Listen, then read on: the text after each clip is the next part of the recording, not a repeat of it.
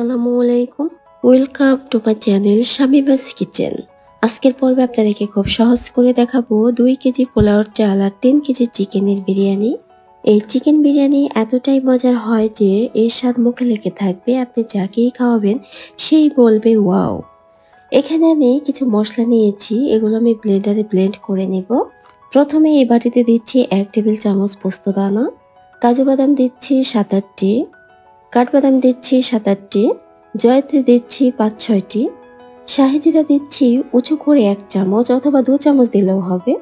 এখানে কাবাব চিনি 1 চামচ আর সাদা কালো গোলমরিচ 2 চামচ দিচ্ছি।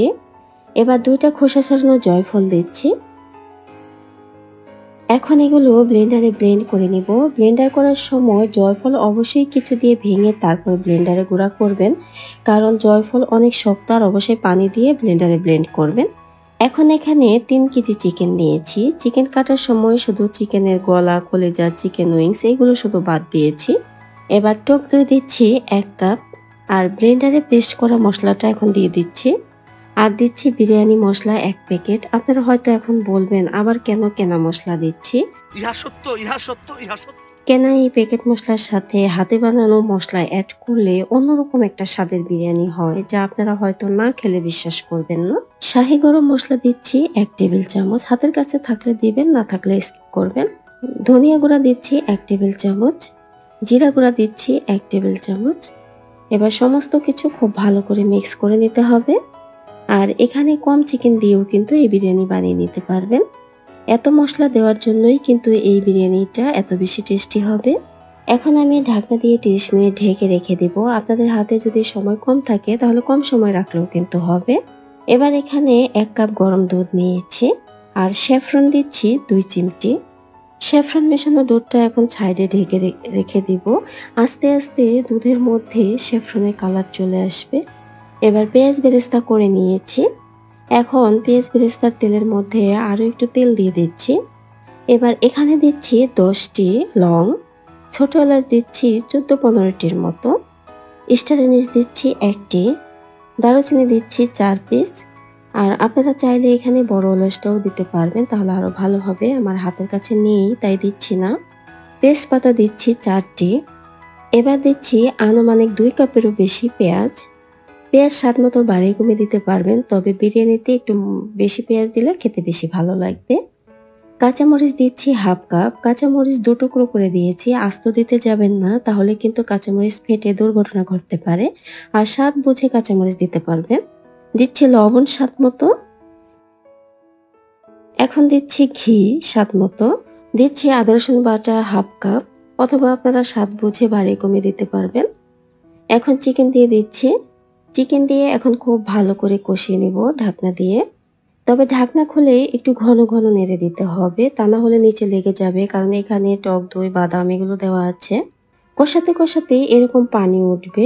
এখন দিচ্ছি 1 টেবিল চামচ চিনি, আর চিনিটা কিন্তু অবশ্যই দিবেন, স্কিপ করা যাবে না, কারণ টক দই দেওয়া আছে। আর দিচ্ছি স্বাদ মতো ভাজা আলু। এখানে আমি কোনো পানি অ্যাড করব না, কারণ এমনিতে যে পানি উঠেছে এই পানি দিয়েই মাংসটা খুব ভালোভাবে সেদ্ধ হয়ে যাবে। এবার দিচ্ছি গুঁড়া দুধ 2 টেবিল চামচ। এখন অন্য চুলায় পোলাওটা করে নিব। এখানে 1 কাপ সয়াবিন তেল দিয়ে দিচ্ছি। দিচ্ছি 1/2 চামচ শাহি জিরা, এখানে এমনি জিরাটাও আস্ত দিতে পারবেন। তেজপাতা দিচ্ছি 4 পিস, দারুচিনি দিচ্ছি 5 পিস, এলাচ দিচ্ছি 8টি। দিচ্ছি ঘি স্বাদ মতো, ঘি কম বেশি দিলে কোনো সমস্যা নেই, খেতে ভালোই লাগবে। এবার দিচ্ছি পেঁয়াজ বেরেস্তা 1/2 কাপ, আদা রসুন বাটা দিচ্ছি 2 টেবিল চামচ। এবার সব মশলা খুব ভালো করে মিশিয়ে নিচ্ছি। লবণ দিচ্ছি স্বাদ মতো।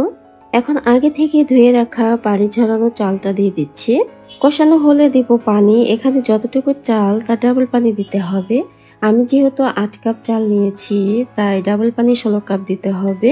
আমি 1 কাপ পানি কম দিয়েছি, অর্থাৎ 15 কাপ। বেশি পোলাও হলে পানি কম দিলেও কিন্তু পোলাওটা ঝরঝরে হবে এবং পারফেক্ট হবে।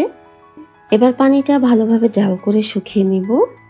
আর এর মধ্যেই কিন্তু আপনাদের লবণ চেক করে নিতে হবে, মাঝে মধ্যে একটু নেড়ে দিবেন যেন নিচে লেগে না যায়। এবার মাংসটা এদিকে হয়ে গিয়েছে, উপর দিয়ে পেঁয়াজ বেরেস্তা দিয়ে দিচ্ছি। এদিকে আবার পোলাওর পানি শুকিয়ে গিয়েছে। এবার দিচ্ছি কাঁচামরিচ স্বাদ মতো। দিচ্ছি ঘিয়ে ভেজে রাখা কিশমিশ আর কাজু বাদাম, এগুলো স্বাদ মতো দিলেই হবে। দিচ্ছি আলু বোখারা 5টি। এবার গরম দুধ 1 কাপের মতো উপর দিয়ে দিচ্ছি। উপর দিয়ে আরো কিছুটা ঘি দিয়ে দিচ্ছি। আপনারা চাইলে কিন্তু কাঠবাদাম কুচিটাও উপর দিয়ে দিতে পারেন, তাহলেও কিন্তু আরো ভালো লাগবে খেতে। এখন পোলাওটা দমে রেখে দিব 22 মিনিট। ফিরে এলাম 22 মিনিট পর। আমার পোলাওটা এখন রেডি আর অনেক ঝরঝরে হয়েছে পোলাওটা। এখন পোলাও অন্য একটা পাতিলে তুলে নিচ্ছি, কারণ এখানে মাংস মিক্স করতে হবে। কিছুটা পোলাও ননস্টিকে রেখে দিয়েছি। এখন উপর দিয়ে স্যাফরন মেশানো দুধ দিয়ে দিচ্ছি।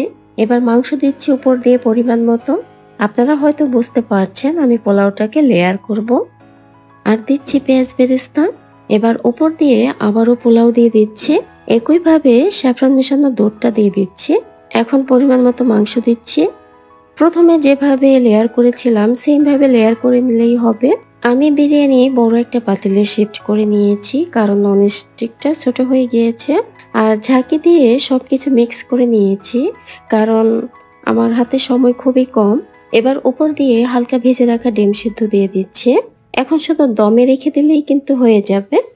শেষের দিকে আপনাদেরকে খুব ভালো করে দেখাতে পারিনি, কারণ এই খাবারটা আমি এক জায়গায় পাঠাবো, আমার হাতে সময় খুব কম। তারপরেও চেষ্টা করেছি আপনাদেরকে এই বিরিয়ানিটা করে দেখাতে।